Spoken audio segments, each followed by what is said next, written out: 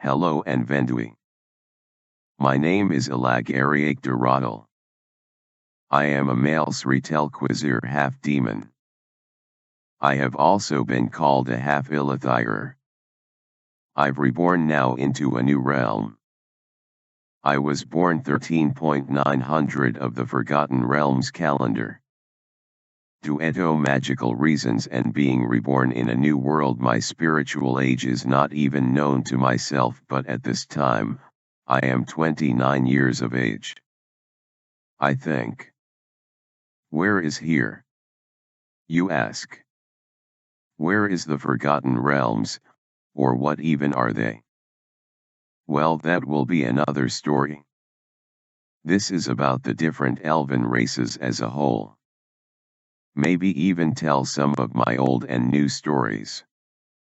Anyway, it is good to meet you. Elves and what is known of them in Faerun.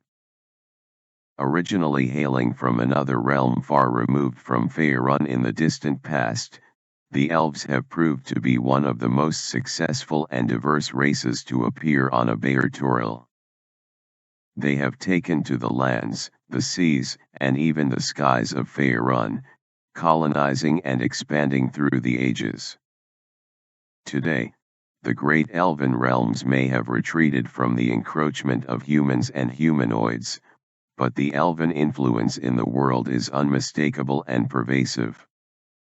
Elves adapt and change dramatically to meld with their surroundings, so through the generations the various tribes of elves have become quite divergent in appearance and outlook.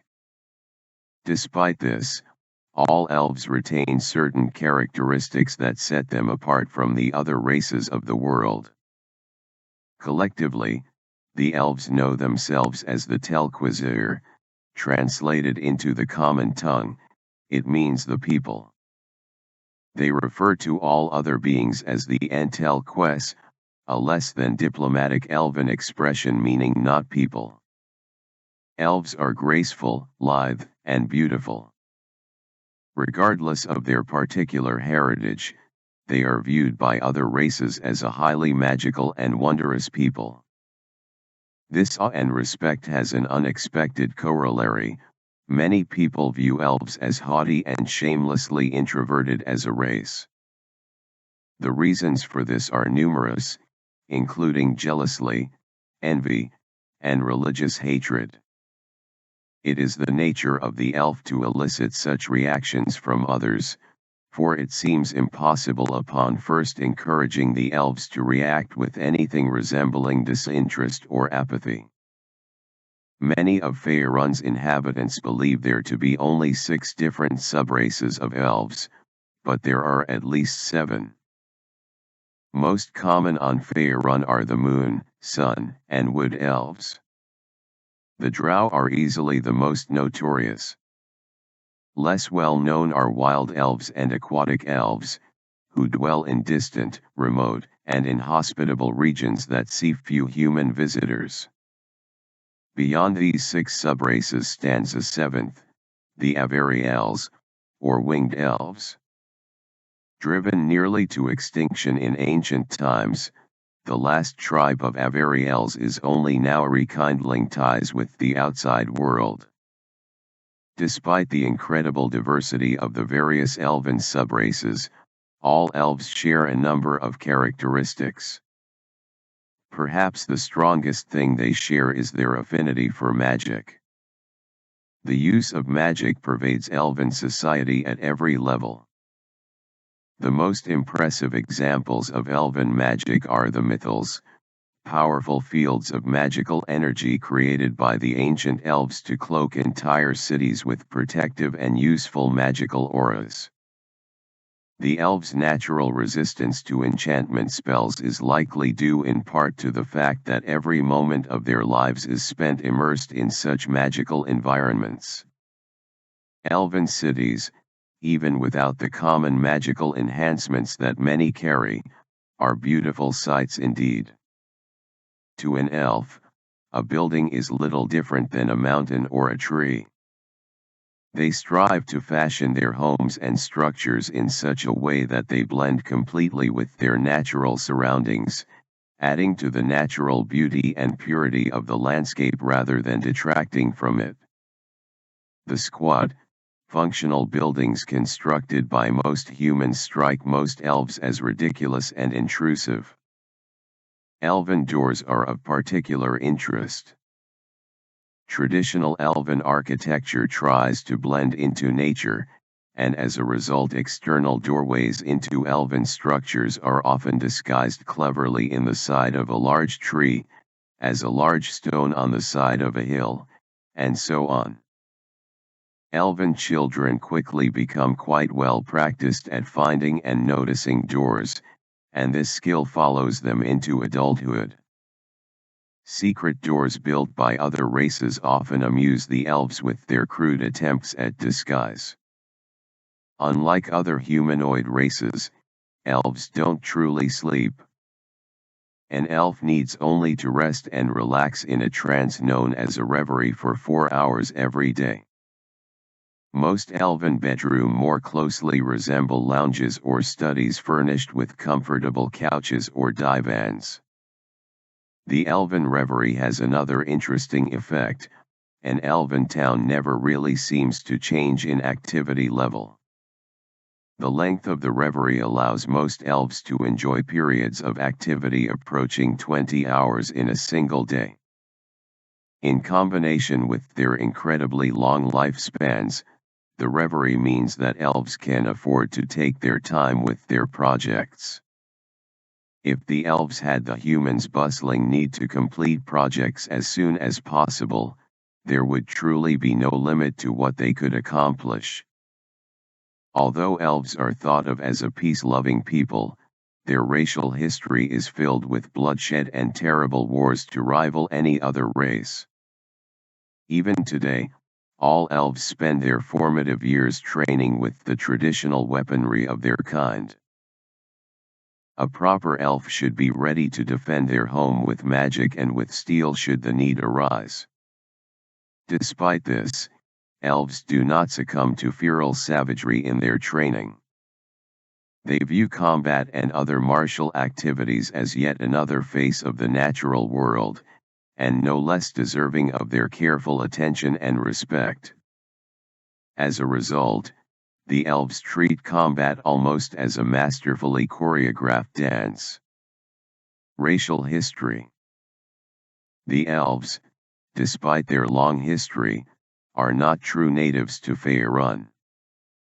They came to the land from the realm of Faerie 25 millennia ago, passing through Fae crossroads and backroads that have long since been lost.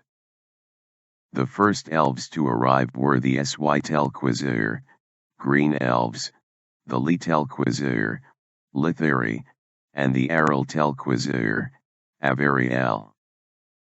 Of these original 3 races, only the Green Elves, now known as Wild Elves, survive in any number. The Avariel are nearly extinct now, having fought many terrible wars with the dragons of the ancient world. The Litheri have changed so far from their elven roots that they are regarded by most Faerunian scholars as a separate race from the Telquizir. The second wave of elves to come to Faerun included the Sri Telquizir, destined to become the Drow.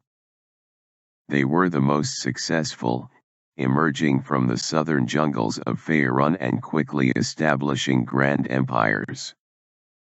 At the same time, the Ar Telquizir, Sun Elves, and the Tu Telquizir, Moon Elves, arrived to the north.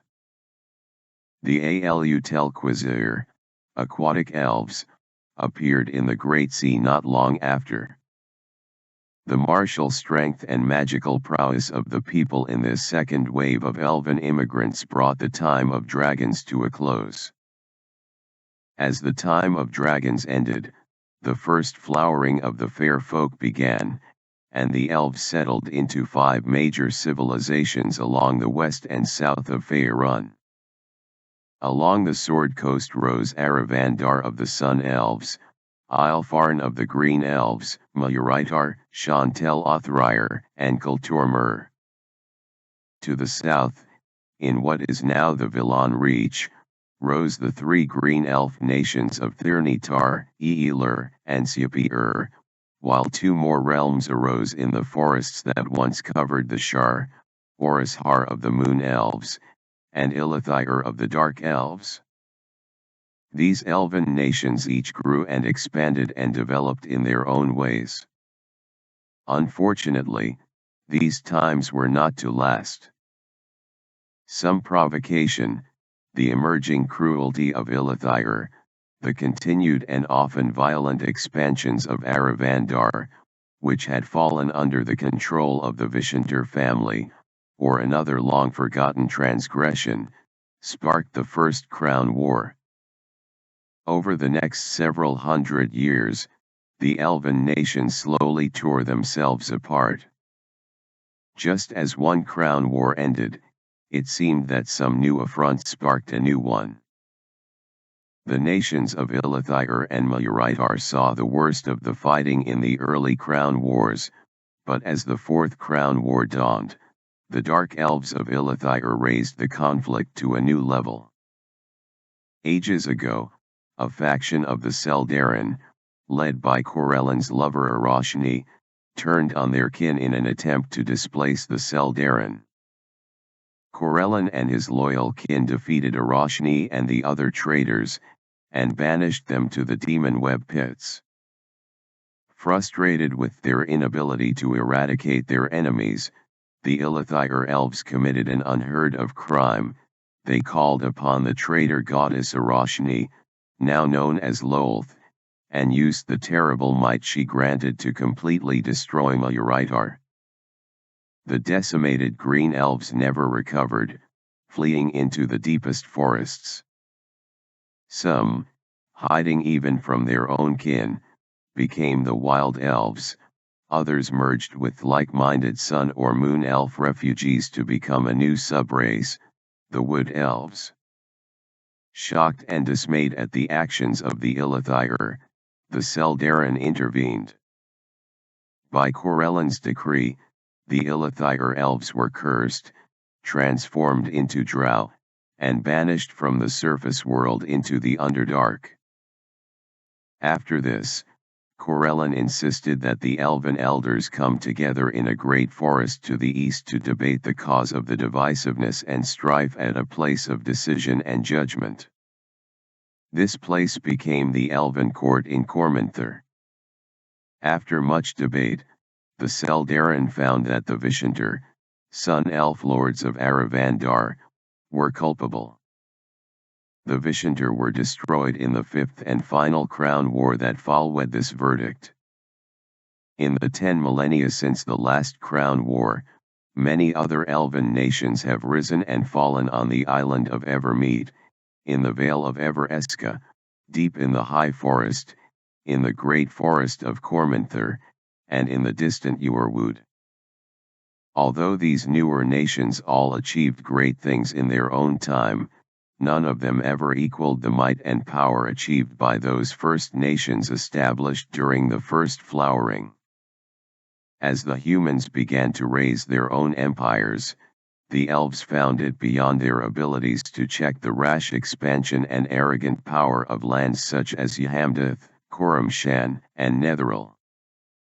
Confronted by vigorous human expansion into the ancient forest lands of Faerun, the second-born realms of the elves once again faced the prospect of endless cycles of warfare. The elves began to talk of retreating from the world of humanity to somewhere they can truly call their own. In 714 DR, the fall of Mithrandir galvanized the surviving elven realms to action, and elves began to travel westward to Evermeet, abandoning their ancient lands. As more and more elves grew restless and disillusioned with life on the mainland, they heard a mystic call from over the waves to the west to the island of Evermeet. By the year of moonfall, 1344 DR, the elven retreat reached its peak. Persecuted by numerous savage races such as goblinoids and orcs, and equally put off by the invasive and often short-sighted expansion of humans, many elves decided simply to pick up and move. As a result, the elven presence on the mainland fell to the lowest levels since the arrival of the Telquizir 25,000 years ago. Recent events on Evermeet, not least of which was a destructive attack by the Drow, have convinced the elves that they cannot turn their backs on the world and expect to survive. The retreat is now over, and elves are slowly beginning to establish a stronger presence in Faerun as a result. Elf regions. Countless elves have retreated to the seclusion of Evermeet, but many others still remain in Faerun.